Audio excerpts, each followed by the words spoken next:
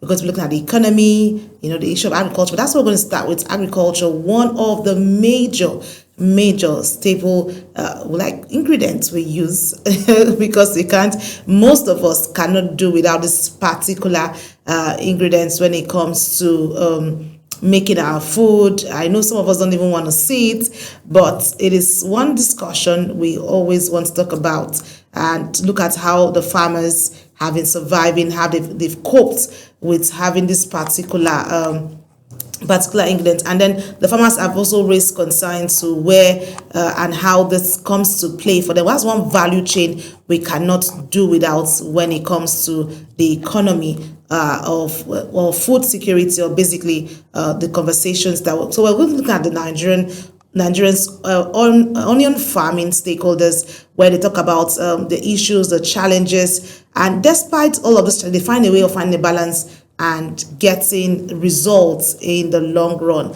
Well, let's give a breakdown to all of this, and also tie this to the women farmers, the smallholder farmers, basically, because they cannot do without the women. Okay, that sticks the fact that this conversation is also tied to contributions and the role of women in shaping societies and economies across the world. Well, in Nigeria's agricultural value chain, women play a critical role from cultivation to processing and to marketing of farm produce. Well, one sector where this participation is significant is that farming of onion. Onion farming is one that sometimes you may look at it that is not part of the discussion, but it's not something you should throw away, but it's a very critical value chain of food that we always use across the different dimension. What we cook, a lot of us have a way of find how to make onion very attractive, and some people say, I don't even like the smell of onion, don't even bring it, I don't want to see it inside my food, grate it into tiny pieces. But all of that is how they want it to run. But let's say that Nigeria remains one of the largest onion producers in West Africa, yet farmers say they continue to face enormous challenges ranging from insecurity, logistics, bottlenecks, climate concerns, and the alarming issue of bandits allegedly demanding payments from farmers to access their farmlands. Well, Mutal, there's a whole lot of discussion around. Did I hear anybody bad mouthing my favorite onion?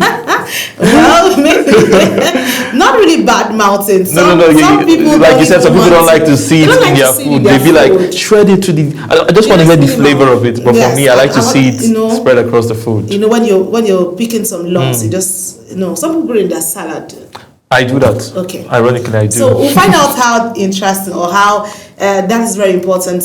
You cannot do. But interestingly, this comes at a time where stakeholders say onion production output is witnessing a boost. So we now ask the question, what explains this paradox of the increasing production amid growing challenges? Well, good enough, we have joining us to unpack this and highlight the realities faced by farmers is the president of the Onion Producers, Processors and Markets Association of Nigeria, in person of Mr. Samu Aliu Isa. He's joining us virtually. Isa, it's good to have you join us. How have you been? Yeah, good morning. How are you doing this morning? Great, it's good to have you. Just finally, we have you to speak to this. Yeah, we have been running up and down because of our trade dispute with Ghana, so it has not been easy for me in the past 1 week. But thank God we have resolved it.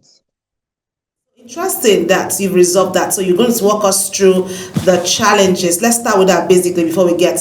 What was it like? Because I know when we had a conversation, when I met you, when we talked about it, we looked at the overview of Nigerian onion industry, and he talked about the broader picture, and we'll look at the significance of onion farming to Nigeria's agricultural economy and how many farmers are currently involved in this sector. So let's get your perspective to that, and then you run us through to how you're able to resolve the issue or the crisis within the Ghana that you just mentioned. Yeah, thank you very much. The Nigerian onion subsector, the onion value chain is growing very big. Like according to the FAO, where the production aspect alone is valued at 1.17 trillion naira, just the production aspect of it, and the production is growing significantly. I think we have rise from producing 2.1 million metric tons to 2.2 million metric tons. Onion is a special vegetable, like we used to say. We have a slogan for it that there is no household that does not consume onion because of its medicinal purpose, and it is used to cure or manage diseases of diabetes, obesity, cancer, heart disease, Parkinson's diseases, and the rest. Outside the flavor it adds to our food. So the onion value chain is thriving very well in Nigeria, and Nigeria happens to be the largest exporter of onion to other West African countries, including Niger, Togo, Burkina Faso, Benin Republic, Ghana, Cotonou, even up to Liberia. When you go to the northeast aspect, we export to Cameroon, Chad, Central Africa, Gabon, even around that, even up to Mauritania. So a lot is going on in the onion value chain, and production is on the increase, except for the cost of production.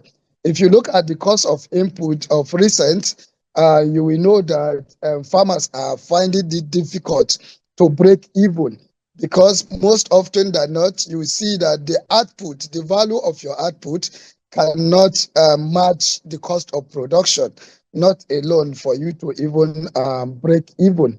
Farmers are really complaining about the low price. Currently, we are in the harvest season of onion. We are in the glut season of onion, and a bag of onion is around 30,000 naira, 30 to 35,000 naira. And the farmers are complaining that how many bags will they sell to purchase one bag of fertilizer? And that bag is around 130 kg. So I think in that aspect, government need to do more.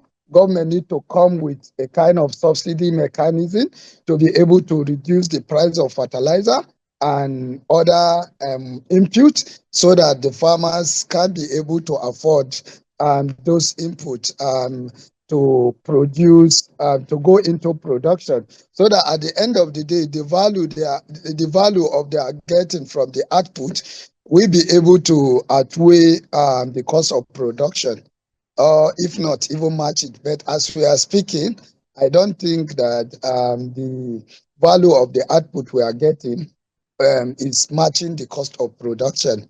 It's at the expense of the farmers. I've said it in different platforms and forums that food is a necessity, is the basic need of life. It's the basic right, the fundamental human right. I think access to food is number one. It's number one. So I don't think government should jeopardize that right. They should make subsidy available. They should make facilities available, finance and everything available for farmers, because a lot of financial institutions are shying away from making farmers to access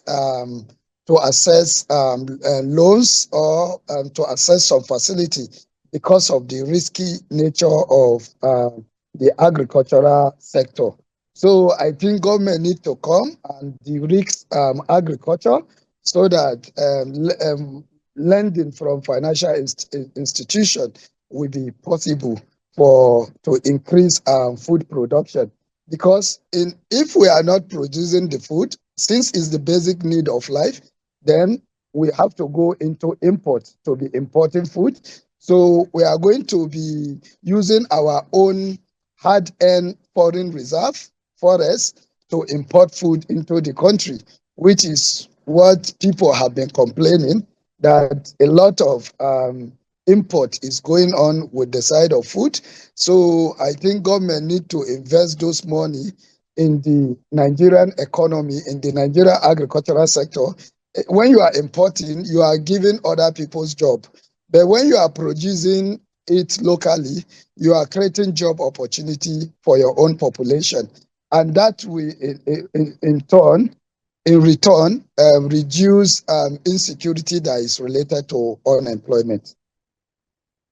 I like the fact that you've been able to dissect and break this down in a very simple way for everyone to understand the measures from the farmers, what role the government needs to do in terms of subsidizing the fertilizer challenge. Because of course, if you're producing, or this is the harvest rate, like you mentioned, a bag of onion is going for 30,000 naira.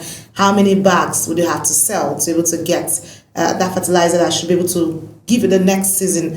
Because like you said, this is the harvesting period. But my colleague will be in the studio and he has something to throw at you. Mukhtar is here. Thank you very much for your insight. You've been able to give us the breakdown. So my question to you right now is, you've said Nigeria has been a hub and we've been exporting to even our neighboring countries and we've been able to reap a lot of finances. So what are those factors that have guided or have influenced this boom, if you like? And then what are the states? What states in Nigeria now are helping us get this particular thrive? And then what can other states also do to catch up to make sure that Nigeria's onion farm or onion sector becomes a very big mainstay of our economy in terms of agriculture?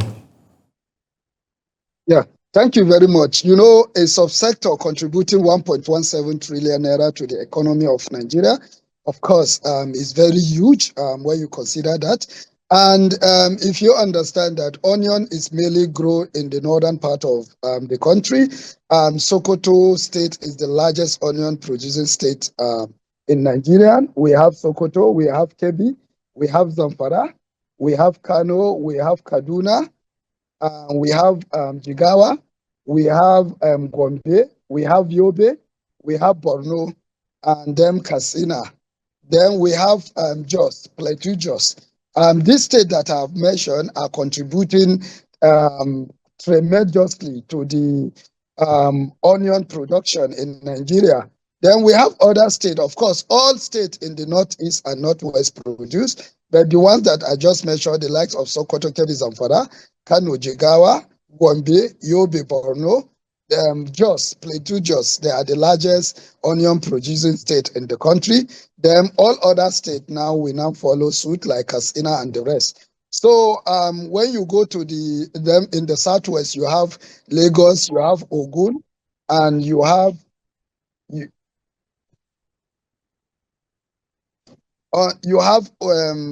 Lagos, you have Ogun, you have Oshun. I think they are doing well with the greenhouse onion production. That is really going well with them. Then in the southeast, we have Abia coming up, but not much. I have tried to, I partner with one professor in Imo State to take onion production to Imo, but that has really not performed very well. But in South, we have Edo State and Delta. They are really trying the production. So every production, whether it is 1 ton, 2 ton, of course, is contributing to the total annual production.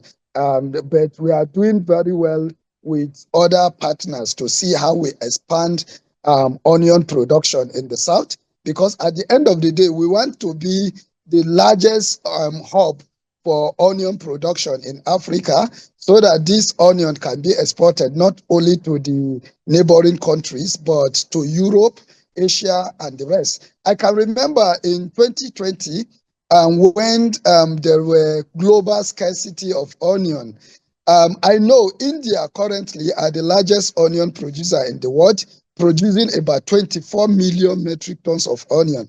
But I think the High Commissioner of India wrote to the Minister of Agriculture at that time that they want Nigerian to supply India onion.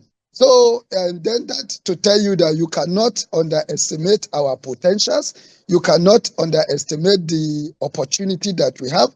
You cannot also underestimate the value of our onion. We have one of the best onion in the global market because of its pungency, the flavor, the taste, the color of Nigerian onion is one of the best. We produce all the different kinds of variety that you know of. because we are blessed with different kind of agro climates, ranging from the savanna, the rainforest, the mangrove, the savanna, like I said, whether Sudan, Sahel, and the Guinea savanna. So we are really blessed in terms of that. We will not take that for granted. So, like I said, Nigerian onion industry is growing, and with the current intervention, we have gotten intervention from the National Agricultural Development Fund, NADF, that invested about 2 billion, almost 2 billion naira to cushion the effect of the importation of a fake or adulterated onion seed from Algeria in 2024-2025 growing season, that makes farmers to suffer losses amounting to billions of naira. So the federal government, through the National Agricultural Development Fund, decided to intervene to vulnerable onion farmers in that magnitude. I think the production is out and the result is very good and the price is very stable. And even the farmer are complaining that the price is really down. So we can give kudos to the federal government for their intervention through NADF. And also the Federal Ministry of Agriculture and Food Security have also done a lot through their horticultural department. We can also give kudos to the Minister of Agriculture, HFA, Abubakar Kyari. They have really supported our farmers in Gombe, in Kano, Kano, and I think Adamawa. They have really done a lot to that, Kano, Gombe, and Adamawa. Why the NADF intervention was in Sokoto, Kebbi, Yobe, and Borno State. I think that we are seeing improvement in the onion subsector as to what the government are doing. And recently, they are trying to also work on the post-harvest losses. We currently have a 10,000 onion storage facility in Kano, 10,000 metric tons onion storage facility, which is also helping us to reduce our post-harvest losses. Of course, we are producing 2.2 million metric tons, but a joining of a million miles start with a step. At least 10,000 is a good distance to start. And also the Ministry of Finance Incorporated, MOFI, also intervening in the post-harvest infrastructure. They embark on groundbreaking in Sokoto, I think in collaboration with Sokoto State Government and a private firm to construct onion storage facility of about, I think, 11,000 metric tons, but to start with 350 metric tons from the beginning. So I think the subsector is recording a boost. We are getting a transformation, and we also have an onion processing plant that is going to process about 30,000 metric tons into flakes and powder in Sokoto here by a firm called Dawif Onion and Garlic Processing Limited. So, but that is not in operation.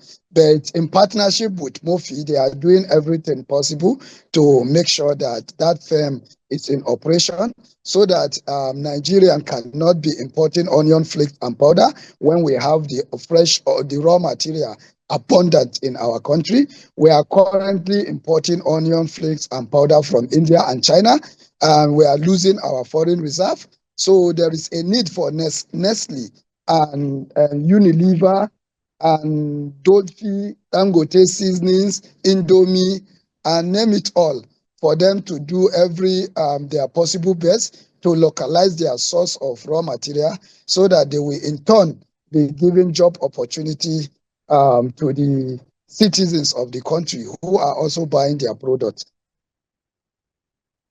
Concerns. I like the fact that you've walked us through the processing part, because that's very important for those who want to travel, who don't want to carry it in the bulky way. It needs to be blended, and I see your efforts there where you partner with a lot of stakeholders to see how measures can be done to that. So we also have to import and not always exports, or export rather than importing most of the time. So let's come down home a bit and talk about some challenges or concerns. Now, one of the biggest concerns raised by farmers across the northern Nigeria is insecurity, which is something we cannot, throw away by the side. The question now is, we hear some troubling reports that some farmers are forced to pay bandits before they can access their farms. I needed to guide us through that. How widespread is this problem within the onion farming communities, from the farms to the markets? With the insecurity challenges, how do the farmers find their way across this challenge of insecurity? Because you've talked about the boom and the progress you've made, but of course we know there are concerns in terms of the insecurity and accessing the market. So talk to us about paying their way through to access the market or access the farm.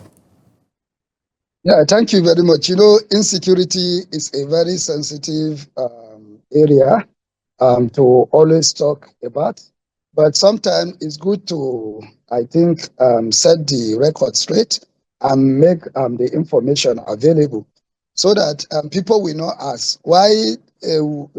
Of course, there is insecurity in the northern part of the countries, like most especially these three states that I have mentioned: Sokoto, Kebbi, Zamfara. Then you talk about even Borno and Yobe. Then we are still producing massively in those areas. What are the strategies that is enabling that increase in production? Like I used to tell people that the farmers have developed a kind of a coping strategy to that insecurity issues that is bedeviling all the communities of these most onion producing areas.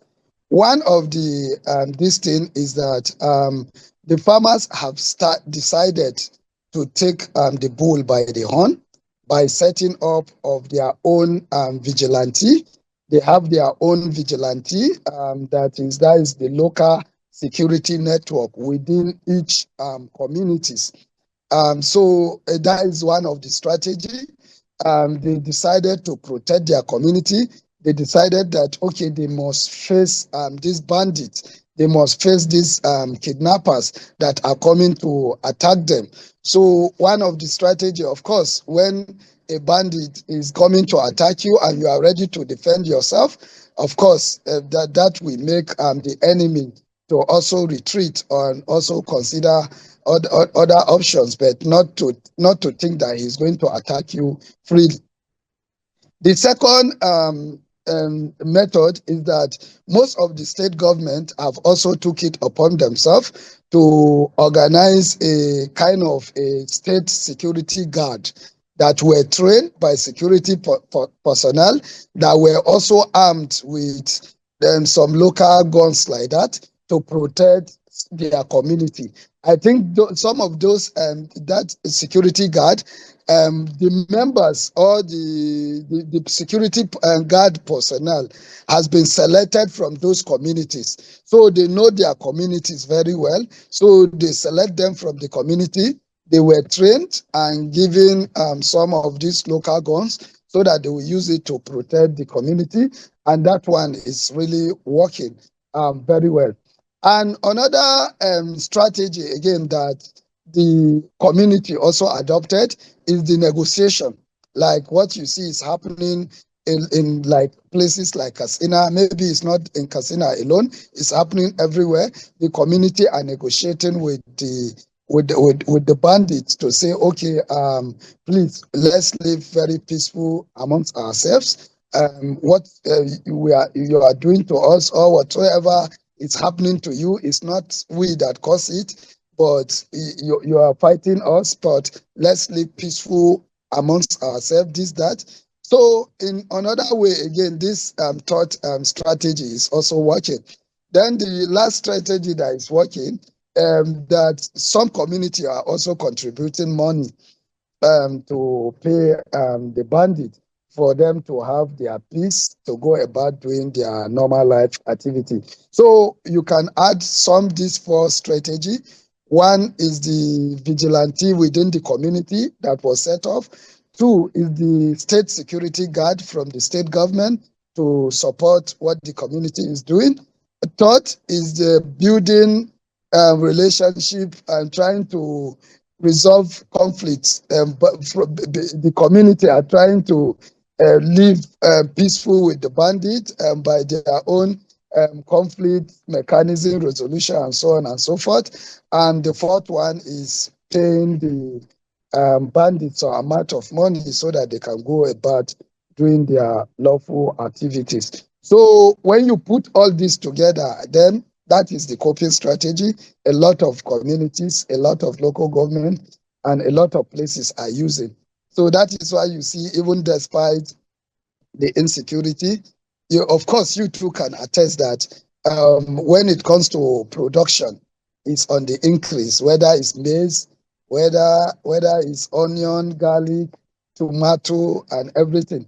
And if you even look, I saw a report from Punch that Nigeria is being rated as one of the countries that is wasting food because they consider Nigeria is wasting almost 34 something metric tons of their post-harvest losses. So, so if you consider that, then you know that our farmers are determined, they are resilient, and they have that determination to make sure they feed even the country, even at their own expense. They are doing it. So I like the way that you mentioned the strategies and how the farmers and the bandits have to find a level playing field because, of course, food production is very important. We need to find a balancing food sufficiency for the people and the onion farmers, for communities that are affected. Exactly. I was just amazed when I heard the steps, they're able to find their own ways of coping. Life must go on. Groups, all of that measures. And so those that want to pay for peaceful harmony, you can go ahead and do that. Your thing, but please give us room to do our stuff. It shows how we've gotten to as a nation. Honestly, and how we have to survive have to cope. and cope in the midst of all of this. Let me add, if I can add also, there is this thing that the bandit also do. During production, you can see their activity is usually low during production because even the bandit realize that, look, if we must continue do this banditry, food is very important for us. So let's allow these people produce the food. Then during harvest, then we can now resume whatever activity that we want to resume and so on. So I can tell you during production, the banditry, all their activity is very low. They will allow you, but they will resume their hostility and all attacks when the farmers are about to harvest their produce because they know the farmers have started harvesting, they have started making money. So that season is the season for them to go into attack. Okay, that shows that now that is the harvest season. Probably this is the reason why we're seeing the issues, the hot cake, the hot attacks there and there.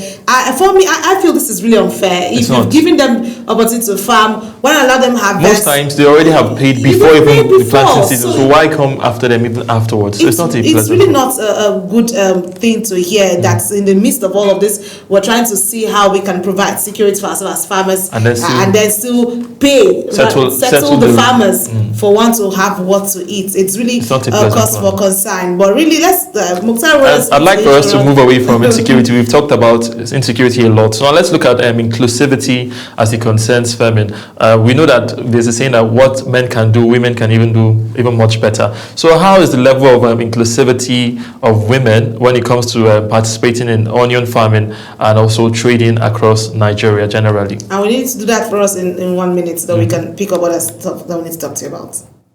Okay, thank you very much. When you look at the ratio of men to women in the onion value chain, you can make it 60 to 40. In most cases, when it comes to pre-production, it's 90 to 10. But when it comes to marketing, I think women do more of the wholesaling and the retailing more than the men, especially in the southern part of the country. It is women that dominate the trading activities of the onion value chain. And also when you go to the processing aspect of it, is women that dominate the processing aspect of the onion value chain. And also, when you go to the storage aspect of it, you can call it 50-50. Women are doing a lot in the storage of onion than men. So I think there is a well inclusivity in the onion subsector with regard to youth and women in the onion value chain, with each having its own contribution. Some contributing in the marketing aspect, some contributing in the production aspect, some in the processing, and some in the storage. Yes. So I like the way you break it down, that the women are salvaging and giving you an edge in the farming, basically.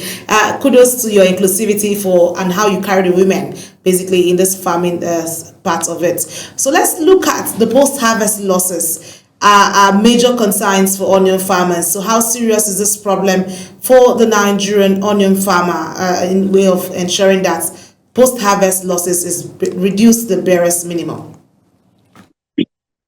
Yeah, thank you very much. Like I said initially, is that we have a 10,000 metric ton facility in Kano. We have one under construction by Mofi Ministry of Finance Incorporated. We also have the onion processing plant of about 30,000 metric tons, and coupled with our traditional system of onion storage. Myself, I have a kind of a traditional onion storage facility. I have 93 on board. I'm going to make it 100 this week, and other farmers are doing that as well. But when we store in the traditional system, the post-harvest losses is about from 30 to 50%, and that is really contributing to food wastage in the country, and that is making the farmers to lose his economic value for his production, and that is in turn making us to lose a lot of money. But I love the intervention recently from the government to come, and from other private individuals, like there are private firms like Taste Food Limited that are working hard, that are trying to come and invest to collaborate with Bank of Industry to set up onion processing plant. And we also have the Raw Material Research and Development Council also collaborating with Bank of Industry to see to the operation of their onion and garlic processing plant that was set up in Sokoto. So I think a lot of intervention, a lot of attention is being drawn in that area of post-harvest losses. And from what I can see, I can say the government are taking a bold step in the right direction. And we just believe that after 1, 2, 3, 4, more private individual, more private firm, more private company will come into the subsector so that they will see how they will set up these facilities so that they will reduce the post-harvest losses. Amazing. That is around. Thank you so much. We see that a whole lot has been done. We want to really say a very big thank you to you, the presidents of the Onion Producers, Processors and Marketers Association of Nigeria, and President of Mr. Samuel Aliyu Isa. Thank you so much for your contribution. Thank you for sharing insights and highlights in the realities farmers face across Nigeria. You've done a whole lot. We want to really appreciate your time with us on Global Morning, and we look forward to hearing more sharing news and how policymakers come around to support and more stakeholders get involved in ensuring that the onion value chain is getting more additional funds to the country's economy and adding more value to us. Thank you so much for your time. We look forward to more engagements with you. Yeah, thank you very much. Thank you. All right. Well, a lot of things. Mutar kept looking at me and he kept nodding and shaking his head. And I was wondering how people have to pay, bandits for their own survival, their farms. It's become a concern that needs, I don't know what word to use right now, Mutar. I don't know, but it's something that is really concerning, because we can't say we intend to achieve food security, not just the agric farmers. This is a story that revolves around the entire farming ecosystem. Farmers tell you that before we plant, we pay them tax, in quotes. When we want to harvest, we have to still pay that tax, or before and after. So if you intend to do that, how can the farmers, it's like you're not incentivizing the farming ecosystem, because I would not want to go into farming and I know I have to pay taxation and then come and still pay the bandits. That is not something that would encourage people who are interested in farming to go into it. So it's something that's a matter of national importance, and the stakeholders, the ministry, the governments, basically, they have to make sure that this is something that they tackle as a matter of urgency, because if we don't do that, food security in Nigeria would be more of a mirage or statement of policy rather than an actuality that we want to realize. So it's not really a good one, Anita. Okay, so well, the good thing is when you look at the Nigeria exports onions to several West African countries, and the questions would have been, so how strong is the export market currently? And I like the fact that he's able to break it down, talk about the different countries in which the Nigerian onion has gone across West Africa, basically. And he says they are even looking to move dominating the entire African continent. Which makes a whole lot of sense, because we have the varieties of the onions, and our onion, of course, is what he said. We have very tasty onions. You can attest to, because of it's your course, it's one of my favorite vegetables, to be honest. I'm not going to lie about that. And one thing again he said was, because one of the issues we also face is post-harvest losses. But of course, they've been able to get mechanisms that will tackle this because no matter how much you produce, if you're not able to store effectively, then how would you be able to export if your onions go bad every single time that you import, you harvest? So post-harvest losses and the measures that they have taken to make sure that it is curtailed is something that's also commendable, and we hope to see other farmers learn from these, and they're also able to across different value chains, and they're able to minimize to the barest minimum levels and incidents of post-harvest losses, basically. Okay, so I like all of that, but one of the things he also talked about that caught my attention is the processing industries, where the onion is now made into powders and flakes, which for those who don't like to see it, just like you like to see it. I like to see mine, but if you don't like to do that, you have an alternative. So you now have alternative, because they are putting in measures. Kudos to the association of the onion. And one thing he said again with regards to this particular point is that we are importing these flakes from India. Why would we have to import, which is one of the bane of our agric sector, is that we import so many things, and yet not even once the importation is reduced. If you have this level, because he mentioned a lot of metric tons there, if we have this level, then why are you importing? So it's down for us now to make sure that we look inwards, utilize what we have to make sure we curtail the level of imports, because we need to be exporting. If you really want to be a big player in that economy, you have to be a major exporter, not the other way around like we have right now.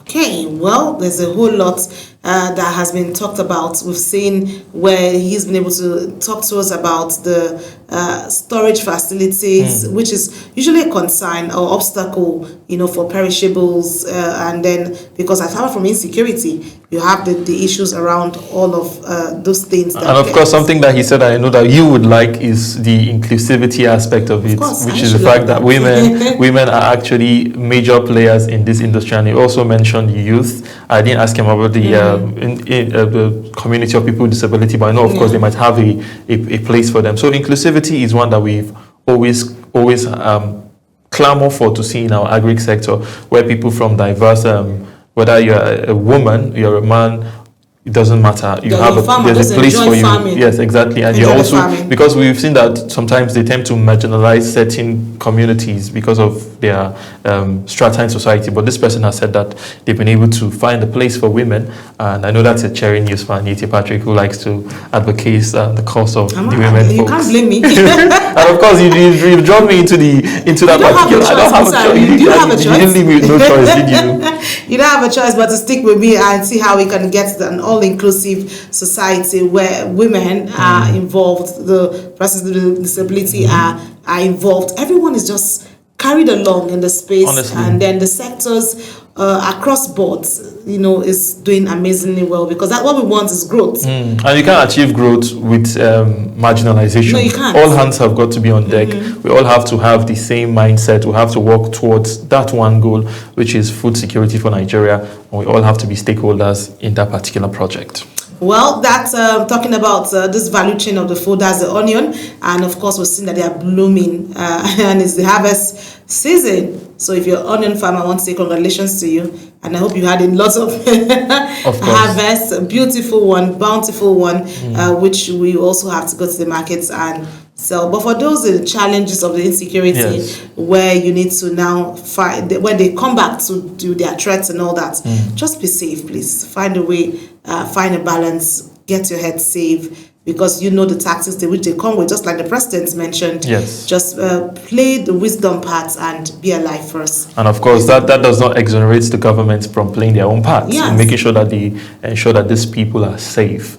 Because if it's the responsibility of the government primarily to assure that everyone's safety is guaranteed, and also giving them a level playing field. They're not asking you to give them everything. They're just saying give us the right environment to thrive. So they cannot achieve this without the government. But he said that the government has been an active player, very supportive in making sure that the aim is achieved. So more kudos to the sector to see that it eventually becomes one that thrives for all of us. Okay.